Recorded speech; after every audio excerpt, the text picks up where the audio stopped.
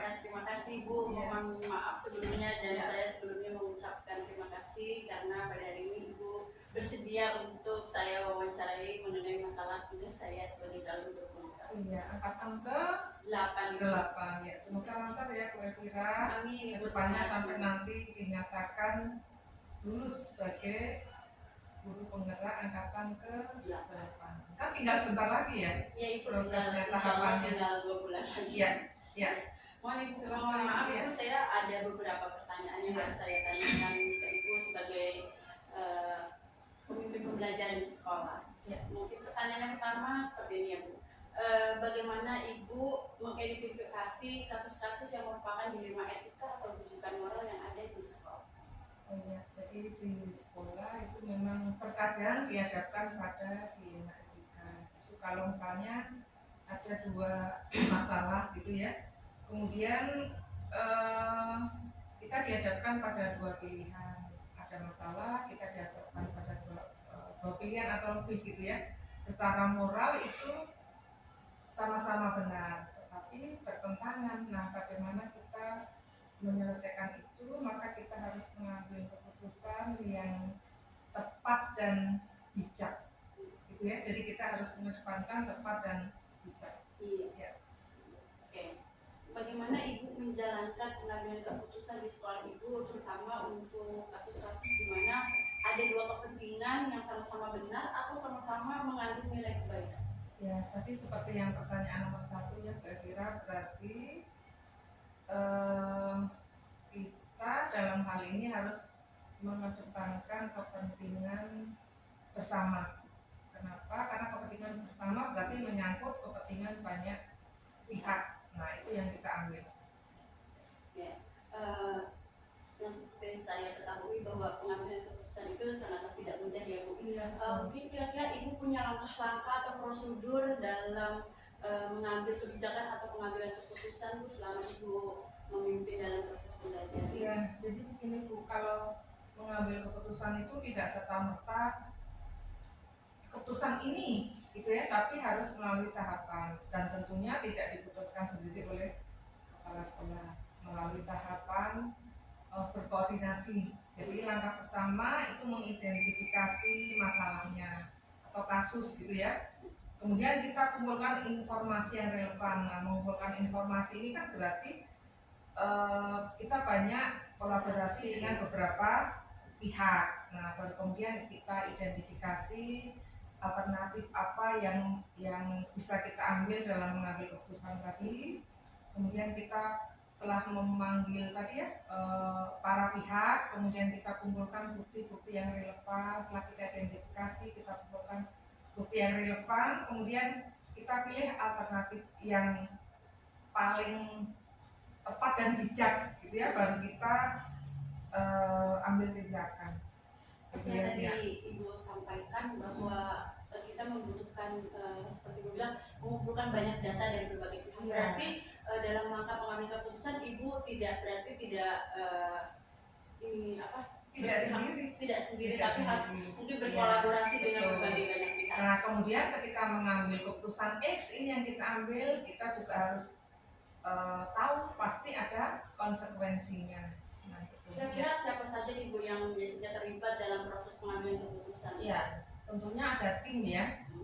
Tim itu di sekolah kan pasti ada tim, ya, tim manajemen, kemudian kan ada ibu bapak wali kelas, ibu guru.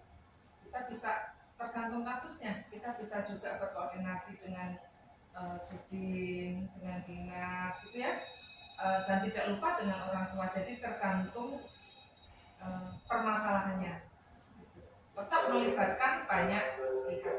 Ya. Terus pengambilan keputusan itu seharusnya kan harus bisa melibatkan banyak orang, tapi tidak semuanya mungkin Bu dengan hasil keputusan mungkin yang Ibu buat, tim yang Ibu buat itu bisa menyenangkan berbagai banyak pihak. Kira-kira Ibu punya langkah atau strategi apa untuk menghadapi hasil akhir yang akhirnya bertentangan dengan keputusan atau ya hasil yang tidak mereka inginkan? Ya, begini Bu, tadi kan di depan sudah kita bersama ya. Tadi kan ada yang bertentangan. Nah, tentunya sekali lagi kita kedepankan kepentingan banyak orang gitu ya, kepentingan bersama gitu. Yang dalam pengambilan keputusan itu sekali lagi pasti memang tadi apapun keputusan yang kita ambil pasti mengandung konsekuensi. Nah itu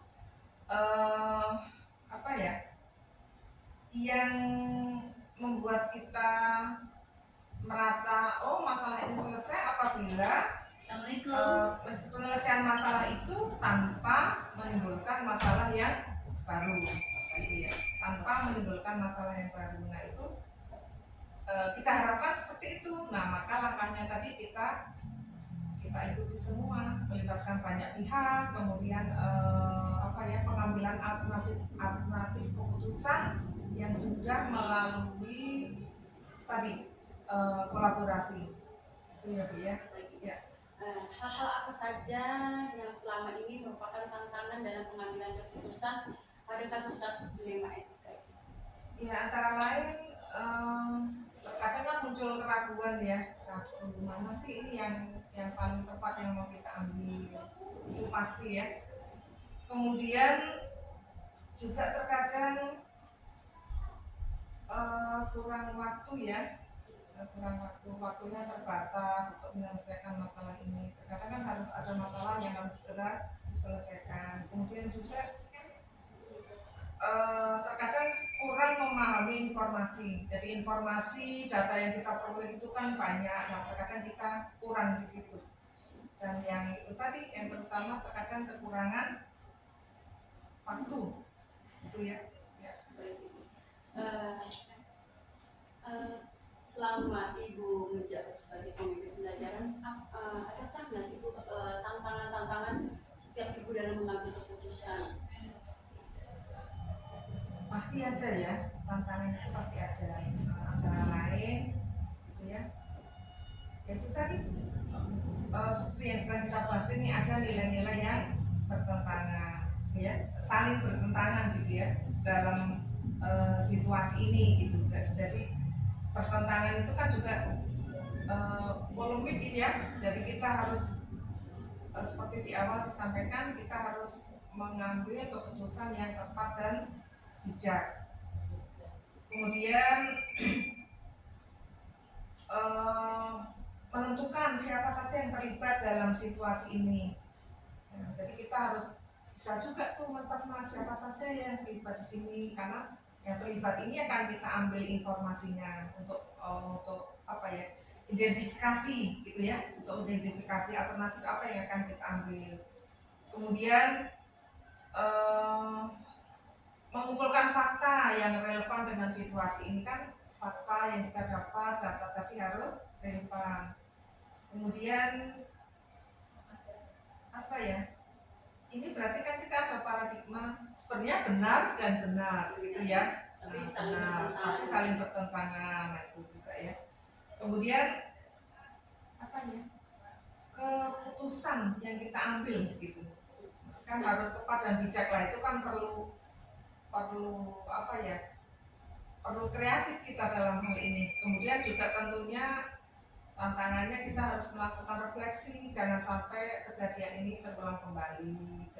Tentunya selain kejadian juga dalam pengambilan keputusan gitu ya, refleksi terhadap keputusan yang sudah kita ambil.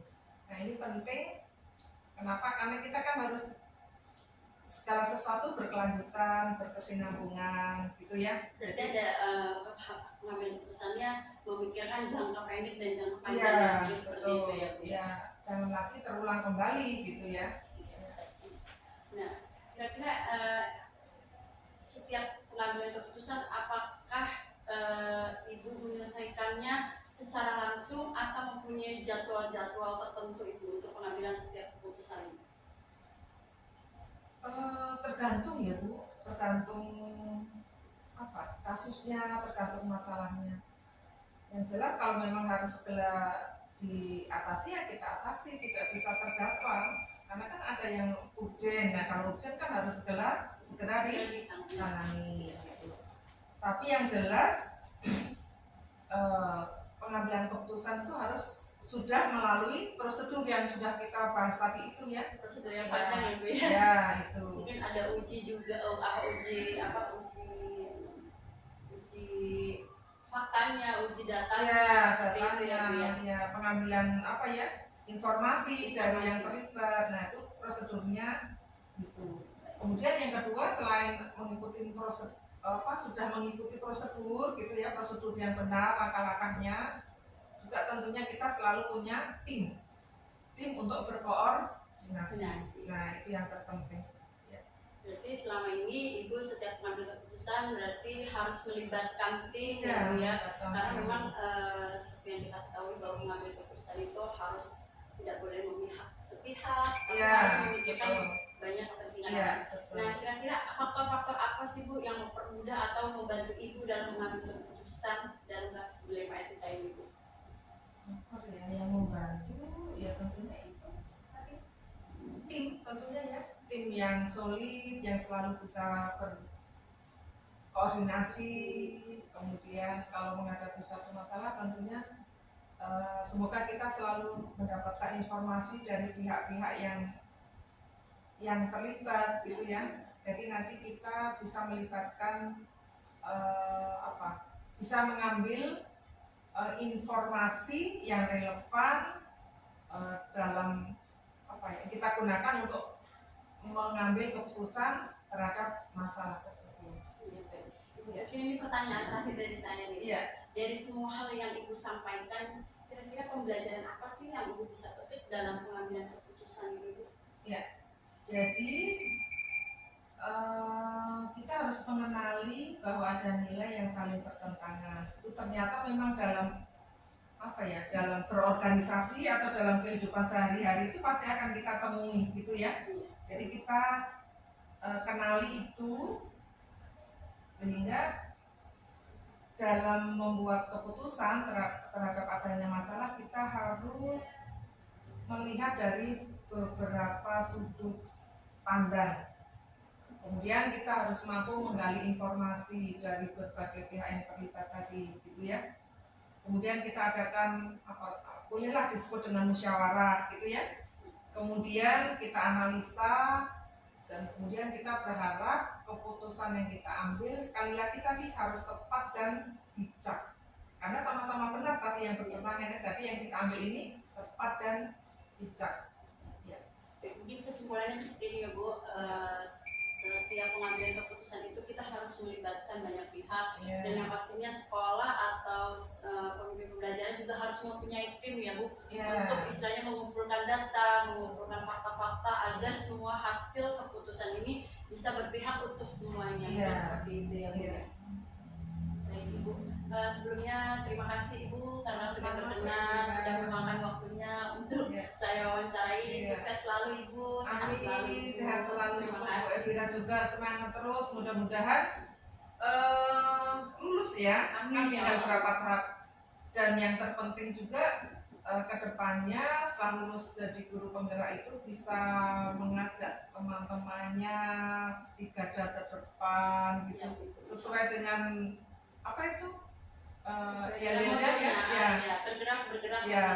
bergerak dan menggerakkan. Jadi kedepannya bisa menggerakkan gitu ya. Baik Ibu, terima semangat Bu Evira, sama-sama. Mari Bu, assalamualaikum Waalaikumsalam warahmatullahi wabarakatuh. Assalamualaikum warahmatullahi wabarakatuh Bapak. Waalaikumsalam warahmatullahi wabarakatuh. Sebelumnya saya mengucapkan banyak terima kasih karena Bapak bersedia untuk diwawancarai oleh saya mengenai tugas calon guru penggerak saya Bapak. Terima kasih Bu Evira, silahkan monggo. Sama-sama. Saya mau ada beberapa pertanyaan untuk Bapak nih. Mungkin pertanyaan yang pertama ya Pak. Ya. Selama Bapak menjadi kepala sekolah, bagaimana Bapak dapat mengidentifikasi kasus-kasus yang merupakan dilema etika atau bujukan moral Pak? Ya, terima kasih Bu Evira. Semoga jawaban saya bisa membantu. Yang pertama memang kasus dilema etika ini sering terjadi di lingkungan pendidikan terutama sekolah, sehingga kami perlu menganalisa kemudian mengidentifikasi. Selama ini kami menggunakan analisis konteks lah istilahnya. Jadi kita pahami kita evaluasi secara menyeluruh untuk memahami aspek-aspek yang mempengaruhi permasalahan tersebut, sehingga dari identifikasi tersebut akan jelas terlihat mana yang masalah dilema etika maupun yang tidak dilema etika, yaitu dengan cara analisis konteks gitu. Kira-kira sepengetahuan saya kan kalau kita setiap mengambil keputusan itu ada 3 hal yang harus kita pikirkan, seperti berbasis rasa peraturan, rasa peduli. Kira-kira Bapak dari ketiga poin itu apakah semuanya Bapak merangkum semuanya? Apakah termasuk di dalamnya setiap Bapak mengambil keputusan? Ya. Terima kasih Bu. Jadi memang benar bahwa karena yang namanya permasalahan dilema etika ini memang berat untuk kita ambil solusinya. Memang harus mempertimbangkan hal-hal seperti itu, sehingga memang harus dipandang dari berbagai masalah ya, seperti itu saya sampaikan, yang memang harus dipandang dari segi kondisi kasusnya, dari individunya, bisa dilihat dari segi kekhususannya kita, jadi supaya dalam penyelesaian nanti tidak timbul masalah dan menghasilkan masalah yang tidak menimbulkan masalah, sehingga penyelesaiannya lebih baik, seperti itu. Oke, baik Pak. Nah, menurut Bapak sampai sejauh ini kira-kira kalau Bapak mengambil keputusan, apakah Bapak hanya memutuskan sepihak atau Bapak mengajak rekan-rekan yang lainnya untuk mengambil setiap keputusan mengenai sekolah atau maupun masalah-masalah yang ada di sekolah Bapak? Ya, terima kasih. Jadi memang dalam kasus dilema etika ini kan perlu pertimbangan ya. Kita tidak bisa memutuskan sendiri. Biasanya kita saling bekerja sama dan berkolaborasi dengan tim. Jadi tim kita ada banyak, sehingga kita akan berkolaborasi untuk menyelesaikan masalah itu. Jadi kita tidak bisa sendiri karena butuh data-data dari kasus tersebut atau masalah dilematika itu supaya bisa terselesaikan dengan baik. Kita tidak bisa sendiri, jadi harus kita selesaikan bersama. Ada beberapa faktor yang mungkin sangat pelik atau kompleks gitu. Oke, baik Pak. Ya. Untuk pertanyaan yang kedua ya Pak, sejauh ini bagaimana Bapak menjalankan pengambilan keputusan di sekolah Bapak, terutama untuk kasus-kasus di mana ada 2 kepentingan yang sama-sama benar atau sama-sama mengandung nilai kebajikan? Ya, nah ini ada apa ya istilahnya, teknik dalam menyaring atau menseleksi kasus mana yang paling penting, mana yang enggak. Ada beberapa cara yang saya kenal itu dengan cara yang namanya USG, mungkin Ibu sudah paham. Punya itu adalah urgensi atau penting enggaknya. Kemudian yang kedua adalah serius enggak masalahnya. Yang ketiga, masalah itu dapat berkembang tidak atau grow. Jadi saya selalu menganalisa kasus itu menurut 3 hal itu, penting, serius, atau berkembang, sehingga kita bisa menyeleksi masalah itu sesuai dengan kepentingan mana yang paling penting, yaitu kita analisa dengan yang namanya analisis USG, mungkin seperti itu. Nah, kalau menurut Bapak, setelah USG, teknik USG yang Bapak terapkan itu, hasil akhirnya yang didapat seperti apa nih Pak? Apakah sudah mencakup untuk kepentingan bersama, kepentingan sekolah, atau hanya kepentingan sepihak saja Pak? Ya. Tentu dalam penyelesaian masalah ini tentu untuk kepentingan semuanya. Di situ nanti akan terlihat mana yang harus kita dahulukan, kita selesaikan, mana yang bisa kita tunda, mana yang memang penyelesaiannya agak lebih lama. Tapi dengan bisa menyeleksi dengan konsep USG ini akan bisa menyelesaikan secara menyeluruh dan untuk kepentingan bersama, karena kasus ini pada dasarnya dilema etika ini kan berpengaruh kepada yang lain, sehingga memang penyelesaiannya bisa secara menyeluruh untuk semuanya begitu. Baik Pak. Pertanyaan selanjutnya ya Pak, langkah-langkah atau prosedur seperti apa sih yang biasanya Bapak lakukan sejauh ini Pak untuk setiap Bapak mengambil keputusan? Ya, sejauh ini setiap kita mengambil keputusan seperti yang saya sampaikan di atas, perlu analisa, yang pertama, kemudian adanya kolaborasi dengan tim, kemudian kita cari solusinya, kemudian setelah itu baru kita selesaikan masalah tersebut, baru kita nanti tahap kita lihat seberapa jauh keberhasilan untuk menyelesaikan masalah itu, sehingga kita bisa menganalisa untuk tindak lanjut setelahnya. Ya, baik, Pak. Menurut Bapak nih, setiap pengambilan keputusan itu kan tidak mudah ya Pak ya. Ya, betul. Kita harus melibatkan banyak, kita harus juga tidak boleh merugikan pihak lainnya Pak yang Betul. pastinya. Nah, bagaimana Bapak menanggapi kalau misalnya dari rekan-rekan guru atau komite atau yang ada di pihak sekolah itu, kalau misalnya setiap apa yang diambil Bapak keputusan itu bertentangan dengan keinginan mereka, seperti apa langkah-langkah yang Bapak lakukan? Ya, terima kasih. Jadi apabila terjadi hal yang seperti itu, memang dalam menyelesaikan masalah itu ada satu sisi yang bisa diselesaikan, ada satu sisi yang mungkin kurang diselesaikan, bahkan ada satu sisi yang mungkin tidak bisa diselesaikan. Tetapi tentu dalam penyelesaian ini kita akan mengambil jalan yang terbaik. Tidak semua bisa kita selesaikan atau memenuhi keinginan semuanya. Pasti tidak seperti itu, pasti ada kekurangannya. Tetapi kita pasti akan mengambil yang paling bisa menguntungkan semua pihak, walaupun tetap akan tidak bisa. Tapi kita akan mencari jalan yang tidak banyak menimbulkan konflik di dalam maupun di luar. Oke, baik Pak. Nih, hal-hal apa saja yang selama ini Bapak anggap efektif dalam pengambilan setiap keputusan pada kasus-kasus masalah dilema etika ini? Yang paling efektif itu seperti yang saya sampaikan di depan, yang pertama harus punya data, kita harus menganalisa. Yang kedua harus berkolaborasi, semua pihak harus terlibat. Yang ketiganya adalah bahwa dalam penyelesaian itu harus selalu ada evaluasi dan tindak lanjut, atau mungkin ada pemantauan perkembangan hasil daripada solusinya permasalahan, sehingga itulah yang selalu saya terapkan. Nah, itu yang saya ketahui. Setelah Bapak mengambil keputusan, apakah selama ini ada yang keputusan yang Bapak ambil tidak bisa memuaskan pihak lain, terus solusinya Bapak seperti apa? Kalau misalnya ada yang tidak setuju dengan hasil pengambilan keputusan yang Bapak ambil. Ini termasuk agak sulit ya. Kalau misalnya ada yang tidak setuju dan sebagaimana, memang pasti ada sih, pasti ada.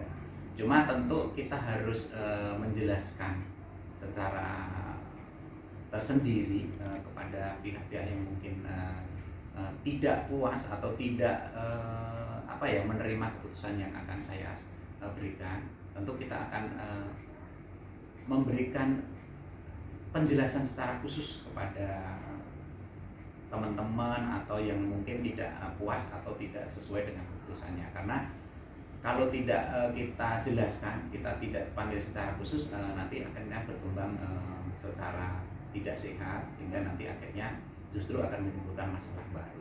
Seperti itu.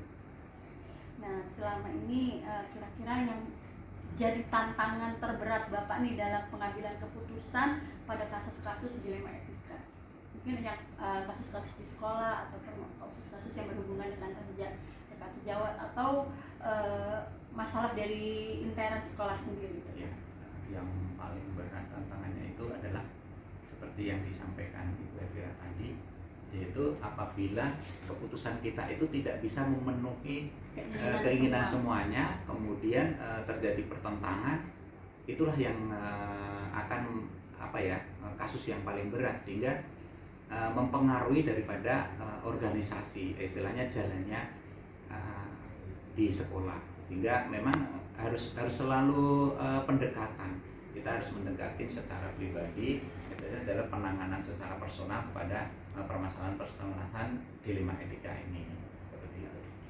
Memang seperti kita ketahui ya Pak, kalau pengambilan keputusan itu sangatlah tidak mudah. Ada beberapa mungkin teknik atau cara yang bisa kita ambil untuk memenuhi semua pengambilan keputusan tersebut ya Pak ya. Ya, Intinya mungkin Bapak pengennya semuanya bisa selesai dengan baik, bisa Ya, memenuhi betul. semua keinginan ininya ya Pak, yang salahnya Pak. Nah kira-kira apakah Bapak memiliki sebuah jadwal tertentu dalam sebuah penyelesaian kasus dilema etika gitu? Ya, saya tidak punya jadwal tertentu karena kan kasus dilema etika ini biasanya sangat urgent, penting gitu, dan sangat akan berpengaruh kepada yang lainnya, sehingga apabila terjadi kasus dilema etika ini kita harus segera menganalisa, segera berkolaborasi dengan tim, dan segera harus diselesaikan supaya permasalahan yang lain tidak akan timbul seperti itu. Oke. Nah kira-kira pengambil keputusan itu Bapak menyelesaikan langsung di tempat atau dibawa kemana, atau memang Bapak harus masalah itu selesai seperti apa yang Bapak mau atau seperti yang orang lain harapkan? Menurut Bapak kira-kira ada nggak sih seseorang atau faktor-faktor yang selama ini mempermudah Bapak untuk setiap dalam mengambil keputusan Pak? Ya, terima kasih. Yang mempermudah mengambil keputusan adalah pertama ya, ada yaitu tim kami, tim dari sekolah itu terdiri dari wakil, staf, itulah yang mempermudah, karena dari wakil dan staf itulah permasalahan-permasalahan tadi bisa diidentifikasi secara menyeluruh, secara simultan, kemudian sehingga dari situlah permasalahan-permasalahan itu akan kita bisa selesaikan. Itulah yang membantu saya dalam menyelesaikan di dalam permasalahan di sekolah. Oke baik Bapak, ini pertanyaan terakhir dari saya nih Pak ini. Dari semua hal yang saya sampaikan, pembelajaran apa sih yang Bapak dapat petik dari pengalaman Bapak mengambil keputusan dilema etika itu sendiri? Terima kasih Bu, ini sangat membantu sekali. Jadi manfaatnya banyak sekali karena hampir banyak sekali yang terjadi permasalahan dilema etika di sekolah. Memang sangat pelik, tetapi dari penyelesaian masalah itu kita bisa mengambil beberapa manfaat, beberapa faedah, seperti ternyata kita harus bekerja sama, yang pertama. Yang kedua, kita harus lebih jeli dalam mengidentifikasi masalah di dalam sekolah. Kemudian yang ketiganya adalah kita harus menyelesaikan sesuatu itu dengan tuntas, tidak boleh ada yang tergantung, istilahnya mengambang, harus selesai dengan tuntas, sehingga permasalahan itu tidak timbul lagi di sekolah. Mungkin itu saja yang bisa saya sampaikan. Baik Bapak, terima kasih Bapak sudah berkenan saya wawancara ini. Semoga apa yang kita lakukan hari ini mungkin bisa menjadi masukan untuk saya ke depannya, bagaimana cara mengambil keputusan dengan langkah-langkah yang Bapak terapkan, seperti salah satunya saya menemukan USG ya Pak ya. USG ya. Nah, betul. Mudah-mudahan apa yang saya lakukan hari ini bisa menjadi acuan, bisa jadi pembelajaran buat saya ke depannya, bagaimana mengambil keputusan tidak sepihak tapi harus melibatkan orang lain, harus berkolaborasi, dan harus menempatkan posisi setiap keputusan itu bisa berguna untuk orang lain dan tidak menyulitkan orang lain, seperti itu ya Pak. Terima kasih Bapak atas waktunya, sukses selalu buat Bapak. Terima kasih Bu Elvira, sehat selalu ya. Amin, ya. makasih Bapak. Sama-sama.